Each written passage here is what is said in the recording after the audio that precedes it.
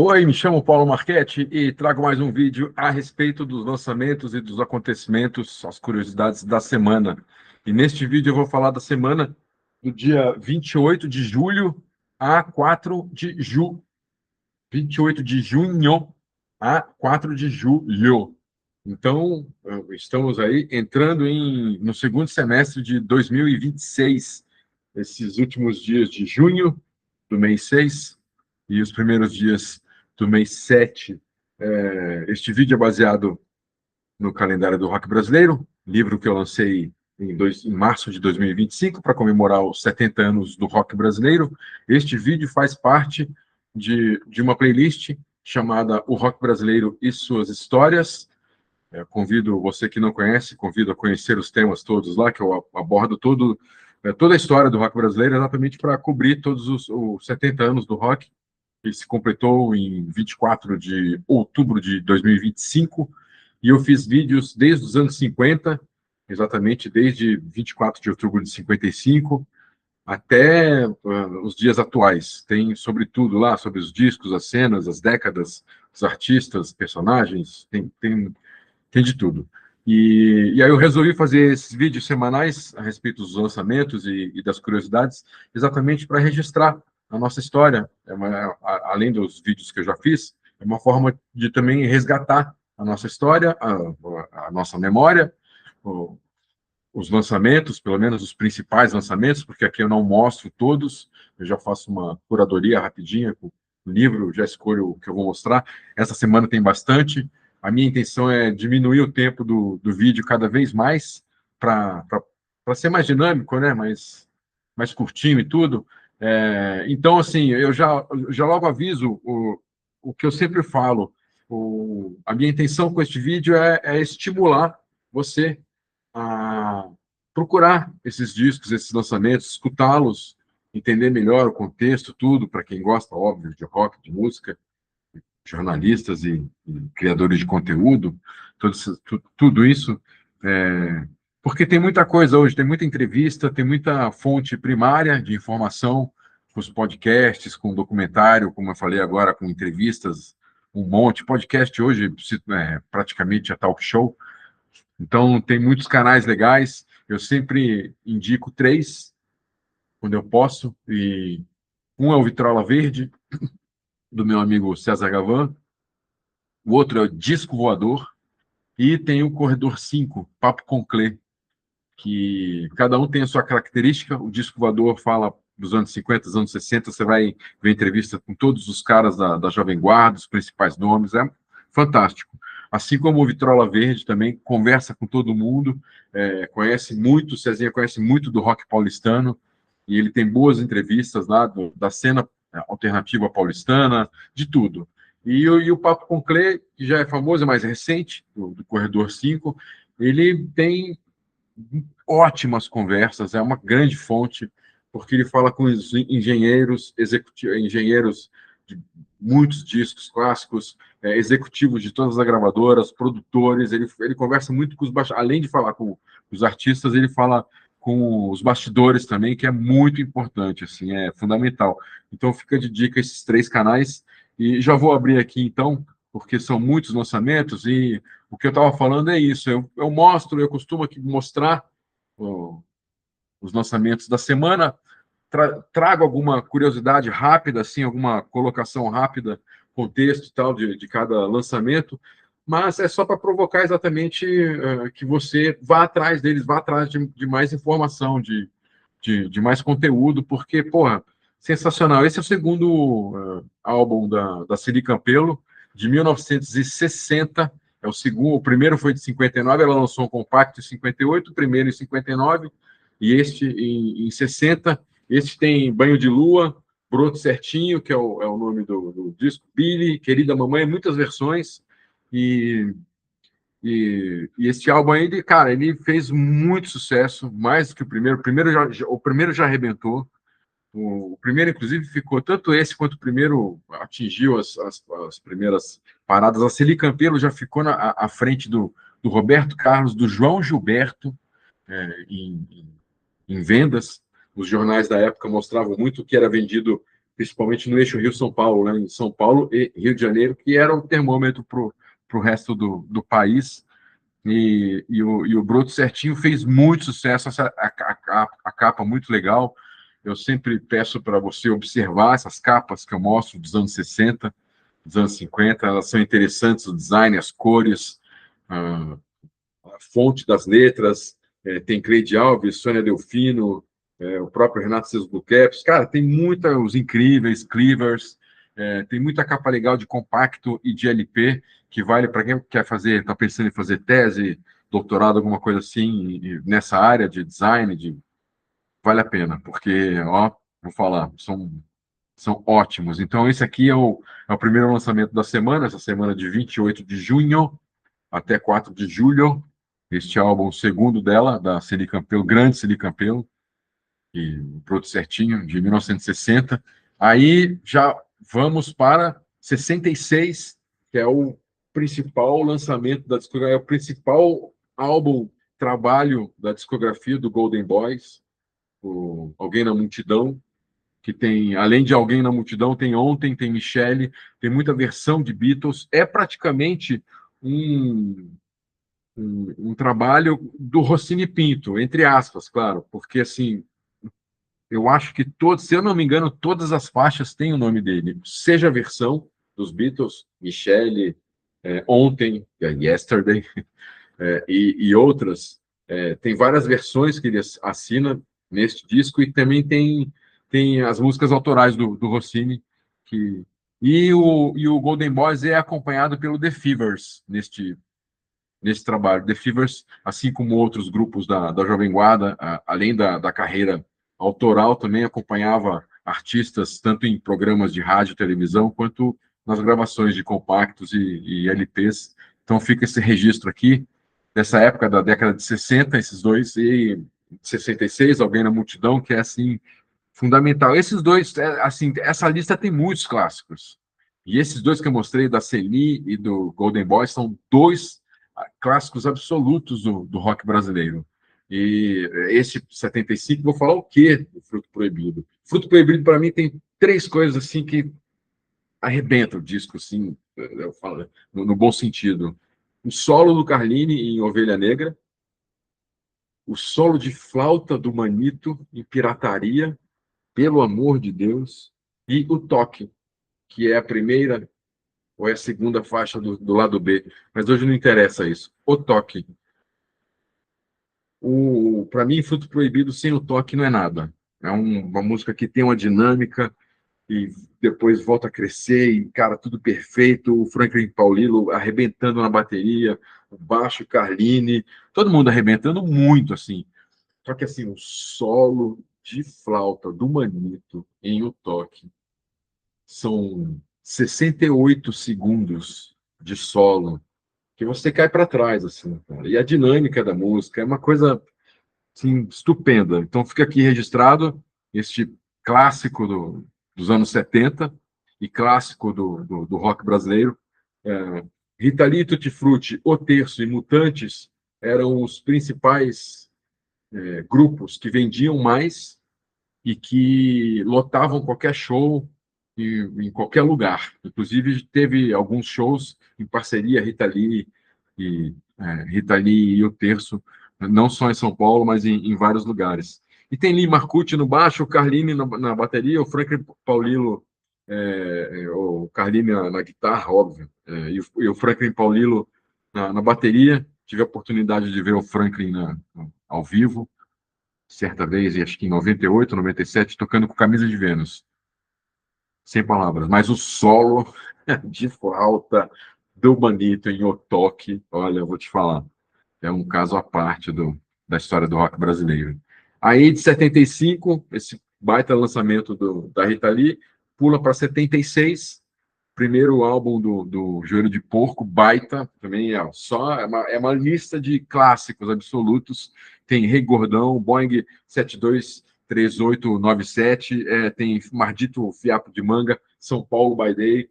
É um baita de um trabalho maravilhoso. O Joelho de Porco começou nos anos 60, e aí lançou compacto e tudo, aí depois chegou a este a este álbum, a este trabalho. O Próspero Albanese, que criou o Joelho de Porco, ele, logo depois de lançar esse trabalho, ele saiu do grupo. Ele é da área do direito, advogado, então ele foi, eu não sei se ele foi montar escritório, mas ele foi se dedicar à carreira. Não sei se ele foi voltar a estudar, fazer doutorado, não sei. Mas ele foi se dedicar ao direito. E saiu. Aí entrou um vocalista no lugar dele e depois já entrou o Billy Bond, que tem o segundo do Joelho de Porco já é com o Billy Bond. Mas esse é um clássico absoluto também dos anos 70 e também do rock brasileiro. E o Joelho de Porco ele se diferencia um pouco daquela cena setentista psicodélica progressivo, porque tem gente que põe o Joelho de Porco na sacola do punk, mas eu acho exagero, é mais hard rock, tem um humor, uma coisa cínica do punk também, claro, tem influência do punk, mas não é uma banda, não é um grupo punk, o Joelho de Porco. E ele tinha esse diferencial, esse rock mais seco, esse humor, bem no meio dos anos 70, nessa cena mais que tinha Módulo 1000, própria Rita Lee, Mutantes, uma coisa mais terço e tal. O Joelho de Porco veio com uma pegada diferente. É interessantíssimo esse trabalho.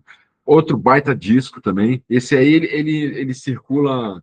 Eu trouxe pro rock porque, pô, é Erasmo Carlos, pelo amor de Deus, né? Não tem muito o que falar. Mas ele também ele circula, é daqueles. Mais um trabalho, ele é bem de 1980, é lançado nessa semana, 28 de junho a 4 de julho. E é um baita trabalho, assim. Como eu estava falando, ele é meio parecido com muitos discos do rock brasileiro dos anos 70 aqui, que conversa com a MPB, pode trabalhar junto. O próprio Fruto Proibido, tem hora que você olha para ele e você fala, pô, tem elementos de MPB aqui e tal. Então, o Erasmo Carlos Convida é um baita de um trabalho maravilhoso, tem uma produção enorme, uma história e um bastidor muito rico. Cada faixa é um convidado, tem uma história especial para cada faixa, é só clássico, né? Eu separei aqui, Sentado à Beira do Caminho, Detalhes, Além do Horizonte, Minha Fama de Mal, mas assim, é o disco inteiro que tem é clássico, né? Da primeira faixa à última. Aí tem, claro, Roberto Carlos, Tim Maia, Jorge Benjor, os três que estavam juntos nos anos 50 na turma do Matoso, e tinha o Carlos Imperial ainda, e mais outras figuras e tal, que começaram ali um movimento rock no Rio de Janeiro, amigos, né? Aí tem Rita Lee, Nara Leão, a Gal Costa, a Vanderleia, tem, cara, só nome top, assim, de, de ponta, assim, da prateleira de cima. Entre os músicos, Lincoln Olivetti, fazendo teclado e sintetizador e tal, Wagner Tiso, o Paulo César Barros, que era do Renato e seus Bocaps. Eu volta e meia falo do PC Barros aqui, que ele também gravou com todo mundo da MPB, do rock, durante os anos 70, os anos 80. Tem muito, você vai pegar, tem muito disco, muito álbum, que você pega e tá lá, o PC Barros, esse é um deles. Tem o Liminha no baixo também, Gilberto Gil, Arnaldo Brandão, que depois formou o Hanoi Hanoi, Marcelo Susequinde, o Mamão na bateria, que também tocou com um monte de gente, tem registro do Mamão em grandes clássicos da música brasileira. Então, é um timaço e muito interessante escutar Erasmo Carlos Convida, fica aí, então, esse registro. Em 83, teve este trabalho do O Terço, que já estava mudado. O Terço ele lançou um álbum, eu não lembro o nome do álbum, teve Casa Encantada, teve mais um trabalho, que aí o grupo acabou, e logo depois o Sérgio reativou o Terço e gravou esse disco chamado Som Mais Puro, que é um baita disco também, tem Viajante Relógio, Asa Delta, Coração Cantador, e na bateria Franklin Paulilo, do Tutti Frutti, tem Vinícius Cantuária, que fez parte do Terço, mas aí ele está como convidado. Tem, acho que, composição do Vinícius Cantuária e participação dele, não sei, não lembro em quantas faixas. E o Ruriado Prá, ele era o tecladista do Terço. O Ruriá Duprat, ele é sobrinho do Rogério Duprat, trabalhei com ele na TV Cultura, grande figura, ele muito conhecido no mercado publicitário, porque ele fez muito jingle, muita trilha, então tem muita gente também que conhece ele. O Ruriá, uma curiosidade dele, é que ele que fez o jingle do Big Mac, do McDonald's, dois hambúrgueres, alface, queijo, molho especial, é do Ruriá, que participa desse trabalho do Terço, de 1983. Aí pula um ano, 1984, metrô linha 743, o trabalho do Raul Seixas, álbum do Raul Seixas que ele lançou pela Som Livre, também tem um bastidor assim, músicos incríveis, um trabalho de produção, de tudo muito grandioso. E não chegou a fazer um grande sucesso, é um trabalho bom do Raul Seixas, mas não é assim o melhor da discografia dele. E, e aí tipo, tem Mamãe Eu Não Queria, o Trem da Sete, Canção do Vento, e tem o Paulo César Barros, aí, o PC Barros no baixo, tem o Pedro Baldanza, que era o cara que formou, o fundador e o principal músico do Som Nosso de Cada Dia, o Pedro, e na bateria Mamão. Acabei de falar do Mamão no álbum do Erasmo Carlos, está aí. Então é muito interessante quando pegar esses trabalhos, você procurar ficha técnica nos sites, enfim. Aí tem muito. Esses trabalhos da Jovem Guarda, esses primeiros lançamentos dos anos 50 e clássicos da Jovem Guarda, entre outros, eles vieram à tona novamente, recentemente, aí dos anos 90 para cá, graças ao trabalho de alguns profissionais da área, inclusive o Marcelo Frois. O Charles Gavan também faz isso. O Charles Gavan, ele nos anos 90 resgatou muitos trabalhos da MPB esquecidos. O segundo álbum, por exemplo, dos Secos e Molhados, ele só veio à tona de vez mesmo nos anos 90 com o trabalho do Charles Gavan. E o Marcelo Frois também faz isso com, se eu não me engano, o Broto Certinho da Cili Campelo foi resgatado pelo Marcelo Frois. Então tem esses trabalhos, assim, então tem lugares que você vai achar para comprar, tanto versão mais atual em vinil, também em CD, que vai vir em kart, que vai vir ficha técnica e tal. Mas está aí o registro, então, do metrô linha 743, trabalho grandioso do Raul Seixas, também bem no miolo dos anos 80, o bicho estava pegando em 84, o rock já estava rolando solto, Paralamas, Titãs, já estava Barão Vermelho, Cazuza, já estava tudo aí. E aí de 84, com o Raul Seixas, pulo para 85, que foi nessa semana de 28 de junho até 4 de julho, que o Traje a Rigor lançou Nós Vamos Invadir Sua Praia, o grande clássico da discografia do Traje. Também não tem muito o que falar, porque, pô, esse é um baita trabalho, é uma referência absurda. Eu falei que essa lista só tinha clássico daqueles de primeira prateleira, e tem documentários, tem entrevistas, tem programas de TV, tem um monte de coisa a respeito do Nós Vamos Invadir Sua Praia. O Traje a Rigor foi o primeiro grupo dos anos 80, paulistano dos anos 80, a receber disco de ouro e depois receber disco de platina logo na sequência. Eu acho que o disco de ouro vem em outubro, mais ou menos, de 85, e o disco de platina já vem em dezembro.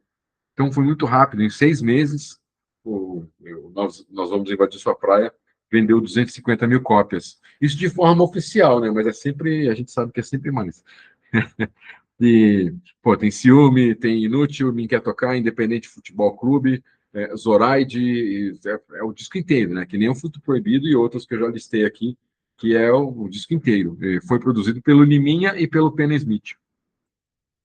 Maravilhoso. Clássico absoluto. Opa, aí pula para o Skank, mas eu não vou mostrar essa capa do Skank, porque eu não sei como que é as coisas aqui no YouTube.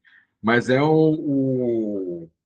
esse trabalho sobre o Poconé, do Skank, consolidou o Skank de vez no mercado e botou o Skank lá também na prateleira de cima. O Samba Poconé se tornou um grande clássico dos anos 90, da geração MTV, e tem, ó, uma partida de futebol, Garota Nacional, Tão Seu, Zé Trindade, só clássico, e tem a participação do Mano Chao, tem participação de James Miller.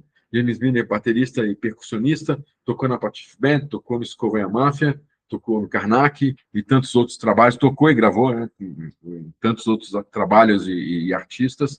Tem a participação de um grande amigo meu, Toninho Ferragutti, que toca acordeon. Toninho é muito conhecido, veterano músico. A gente mora perto, a filha do Toninho e a minha filha, elas são muito amigas, são melhores amigas até hoje.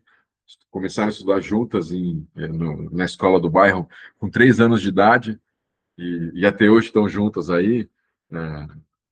E o Toninho e a Cíntia, beijo para vocês dois. A gente sempre se vê. Eu moro na Pompeia, em São Paulo. Sou sócio do clube do Palmeiras, clube social. A gente se encontra lá na piscina, a gente se encontra na lanchonete. Então fica aí o registro do Skank com a capa do Charlie Brown Jr. O Samba Poconé de 96, é o auge, já tinha acontecido o primeiro VMB, então todo mundo já estava pensando no segundo VMB, os trabalhos, você vê, se você pegar os clipes nacionais exatamente desse biênio, 85, 95, 96, dá para pegar 97 também, você vai ver que os videoclipes têm um tratamento assim, super e tal, que nem é o caso de Garota Nacional, que ganhou vários e tal. Eu contei a história do Branco Melo aqui, que ele participou do Teleguiado, um programa que eu, ao vivo da MTV, feito que era com o Cazé. O Cazé saiu de férias durante uma semana e a gente chamou alguns artistas para. Eu era diretor e a gente chamou alguns artistas para participar.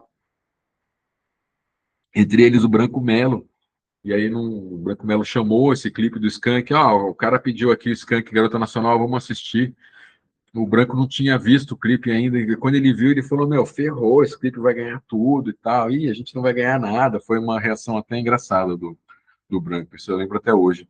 E aí, o Transpiração Contínua Prolongada, Couro Vai Comer, proibida para mim, quinta-feira, o Charlie Brown Jr., eu me arrisco a dizer que é o principal nome desse rock feito, não existe mais cena, né, a partir depois da geração MTV, a gente não teve mais uma cena musical forte e tal.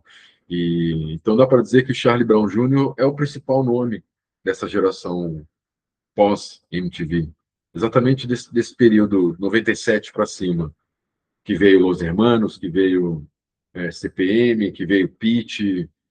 Tem bons nomes, mas é tudo assim, né? Cada um é uma ilha, assim, surgiu dentro do teu contexto de um lugar específico. E eu acredito que o Charlie Brown seja o principal nome desse período do rock brasileiro, sem dúvida. Para mim, sem dúvida.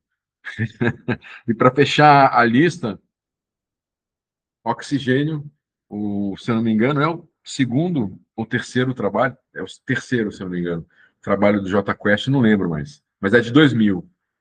O Oxigênio também é um baita trabalho, assim como o Erasmo Carlos Convida, o Raul Seixas, o Metrô, linha 743. O Oxigênio do Jota Quest também assim, é gigante na produção, nos convidados, os músicos, e é um baita trabalho. Tem Oxigênio, Dias Melhores, um Raio Laser, que regravação do período do Pepeu Gomes e Diego Consuelo, baita música. Tem desses tantos modos. Aí tem participação de Zé Ramalho, Ed Mota, Lincoln Olivetti, citei ele, acho que no trabalho do Erasmo Carlos, Milton Nascimento, Mineirão também, que nem o pessoal do Jota Quest, e a produção é do Marcelo Susequinde, que também, se eu não me engano, toca em algumas faixas, tanto baixo quanto. Não, baixo não. Toca guitarra e violão, se eu não me engano. Enfim. Mas essa é a lista, então, de lançamentos, são vários, né? Jota Quest, a Charlie Brown, Skank, o Traje a Rigor, Raul Seixas, o Terço, o Erasmo Carlos, Joelho de Porco, Rita Lee e Tutti Frutti, Golden Boys e Celi Campelo, que abriu o, os lançamentos dessa semana de 28 de junho até 4 de julho. Então eu vou aqui para as curiosidades, os acontecimentos, que tem algumas coisas legais aqui. No dia 29 de junho de 64, o Márcio Vip, O Márcio e o Ronald cantaram pela primeira vez juntos no programa da extinta TV Tupi, grande TV Tupi. Assim surgiu a dupla Os Vips. Essa é uma das curiosidades. Então, é de 64, quando apareceu os VIPs. E tem uma aqui também. Ah, tá. Sim, em 96, em 30 de junho de 96, dois integrantes do Baba Cósmica, o Pedro Nuedit, não sei falar esse sobrenome dele, e o Felipe, tá? O Pedro, que era guitarrista e vocal, e o Felipe, baixista, foram presos após a apresentação do grupo no Parque do Carmo, em São Paulo. Eles foram detidos por incitação ao crime e desacato à autoridade. Eles foram liberados no mesmo dia. O Baba Cósmica ficou conhecido nacionalmente pela música Sábado de Sol e tinha como baterista o Rafael Ramos, que hoje é à frente da Deck Disc, o Rafa que lançou Pitch, lançou vixe, tantos nomes. Um abraço para o Rafa, produtor de mão cheia hoje, e um baita de um. Hoje é um executivo do mercado fonográfico e, como eu falei, está à frente da Deck Disc. A Deck Disc, ela, vou fazer a propaganda aqui, o repertório completo do Filhos de Mengele, grupo que, quem assistiu o documentário do Raimundos já sabe disso, o grupo que originou o Raimundos, Filhos de Mengele, que eu era vocal, a gente gravou o repertório e lançou em todas as plataformas de música digital, em todas as plataformas de streaming, Spotify, Deezer, tem no YouTube, no iTunes, e sei lá, tudo. Tem, acho que são 200, nem sabia que tinha tantas plataformas, mas são mais ou menos 200 e estão em todas elas. Só procurar. A gente gravou o repertório completo, na época que eu cantava, e o repertório são 18 músicas, fita demo, a parte comigo, a parte com o Telo. Tem duas músicas que o Raimundos gravou, Infeliz Natal, do Cesta Básica, e Alegria, se eu não me engano, do Sono Forever, não sei, não lembro. É do repertório do Filho de Menguele. Mas seguindo aqui, então, Vixe Maria, segundo o jornal Folha de São Paulo, dia 2 de julho de 65, segundo nota do jornal Folha de São Paulo, a cantora Meire Pavão, que era irmã do Albert Pavão, estava crescendo em sua carreira a ponto de ser mais famosa que seu pai, o maestro e professor Teotônio Pavão. Volta e meia saem essas notinhas na imprensa, principalmente nos anos 60. Ah, olha, o Rony Von vai ficar mais famoso que o Roberto Carlos. Ah, o Sérgio Murilo vai ficar mais famoso que não sei quem. Volta e meia tinha isso, e volta e meia eu já li curiosidades desse tipo aqui. É, ainda no dia 2 de julho, dia 2 de julho de 2004. Chorão. O vocalista do Charlie Brown Jr., Chorão, agrediu o vocalista e guitarrista do Los Hermanos. Isso ficou famoso na época, muita gente sabe dessa história e tal, ainda e tem meme sobre isso e tal. Então, o Chorão agrediu o Marcelo Camelo do Los Hermanos. O fato ocorreu no aeroporto de Fortaleza, no Ceará, quando as duas bandas estavam indo juntas para Teresina para participarem do festival Piauí Pop. Segundo testemunhas, a discussão teve início ainda no voo para Fortaleza e terminou no aeroporto, quando o Chorão desferiu uma cabeçada e um soco no rosto do Marcelo Camelo, que ficou com a cara assim, desse tamanho. Tem foto na internet, deixando-o com um hematoma no olho e com o nariz quebrado. Tudo aconteceu porque Chorão foi tirar satisfação com o vocalista dos Los Hermanos, que teria dado uma entrevista falando mal da banda. Tem vários outros casos do Chorão aqui também, que ele agrediu um fã que estava ele de madrugada, foi numa loja dessa de 24 horas, em posto, para comprar uma água, sei lá. E tinha um cara lá que pegou o CD nem viu o Chorão, pegou o CD do Chorão. Ah, não gosto de Chorão, o Chorão foi para cima dele. Enfim, volta e meia aparecem umas notinhas desse tipo.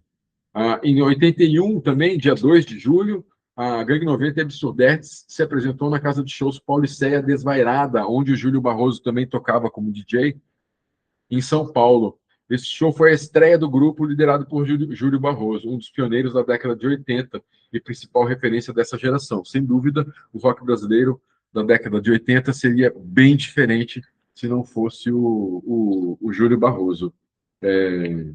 Aí eu falei aqui da curiosidade da Meire Pavão, e tem um lançamento aqui que eu não falei que é interessante. Dia 4 de julho de 68, 1968, foi lançado pela Companhia Brasileira de Discos o compacto duplo intitulado Operação Trevo, que é uma coletânea. Trata-se de uma coletânea com 4 novos artistas: De Candis, Otávio Clemani, Vaner Nascimento e Os Mutantes.